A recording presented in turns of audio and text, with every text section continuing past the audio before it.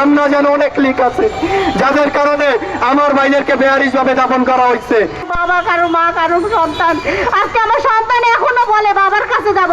আপনারা উত্তর দেন, কেন বলতেছে কিছু কইতে তার বাবার কাছে নিয়ে যাবে বলে। আজকে আমার একটা রিকোয়েস্ট, আপনারা সবাই আমাদের পাশে দাঁড়ান। আপনারা গাড়ি ঘোড়া কেউ বসে থাকেন না, আমাদের পাশে এসে দাঁড়ান। আমার হাজবেন্ডরাও তো আপনাদের পাশে দাঁড়াচ্ছিল এক সময়, কিন্তু আজকে কেন আপনারা পাশে দাঁড়াচ্ছেন না? কেন? আপনারা কি স্বার্থপর? আসলেই তারা আপনারা স্বার্থপর, আমাদেরকে চিনেন না। আসলে বাংলাদেশের মানুষ এমনই হয়, যে যার ইয়েটা বুঝে, স্বার্থ বুঝে। আমরা স্বার্থপর আসলেই। আজকে আমার স্বামীকে হারাই আমি বুঝতে পারছি আসলে স্বামী হারানো বেদনা যে কত যন্ত্রণা। ঠিক আছে, কেউ না বুঝলেও আমরা আপনার প্রয়োজন বুঝি, আর তাই তো অত্যাধুনিক ফিচার সম্বলিত বিভিন্ন সাইজ আর কালারের 250-টিরও বেশি ডিজাইন অপশন নিয়ে ওয়ালটন স্মার্ট ফ্রিজ বোঝে আপনার প্রয়োজন। 18 জুলাই সন্ধ্যার সময় বাসার থেকে বের হয়েছে আমার ভাই। আমার ভাইয়ের শেষ দেখাটুকু দেখতে পারিনি আমরা পরিবারের কেউ।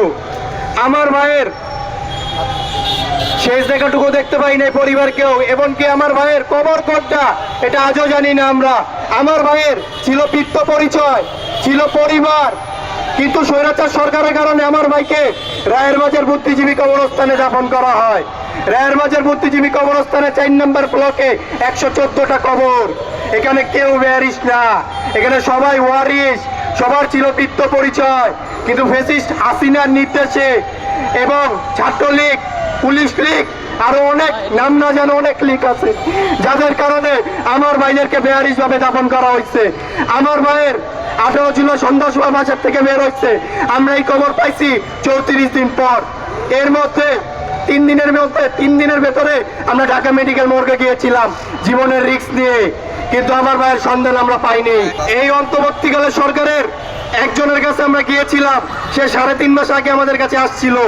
আপনারা অনেকে আমাদেরকে দেখেছেন অনেক জায়গায়, আমরা অনেক জায়গায় দৌড়াইছি, কখনো সমন্বয়কদের কাছে দৌড়াইতেছি, কখনো উপদেষ্টাদের কাছে দৌড়াইতেছি।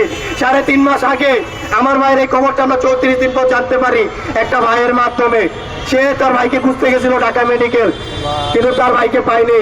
একটা ফোনে ঢাকা মেডিকেল স্টাফের ফোনে বেয়ারিশ ক্লাসের কয়েকটা ছবি দেখছে, সেই ছবির মধ্যে আমার ভাইয়ের এই ছবিটা দেখতে পায়, যে অজ্ঞাত 28 জিডি নাম্বার 131660 বেয়ারিশ ছবি।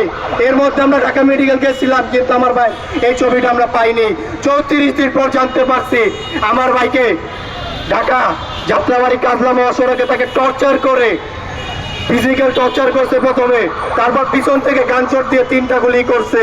তার শরীরে এত পরিমাণ চিটা গুলি ছিল যা গুনেও নাকি শেষ করা যায়নি। এটা ঢাকায়, এটা শাহবাগ থানার বিএল স্যারের কথা। 3.5 মাস আগে উপদেষ্টাদের একজন আমাদের কাছে গিয়েছি, সে হলো তথ্য সম্প্রচার নাহিদ ইসলাম ভাইয়া, সে আমাদের বাসায় আসছিল।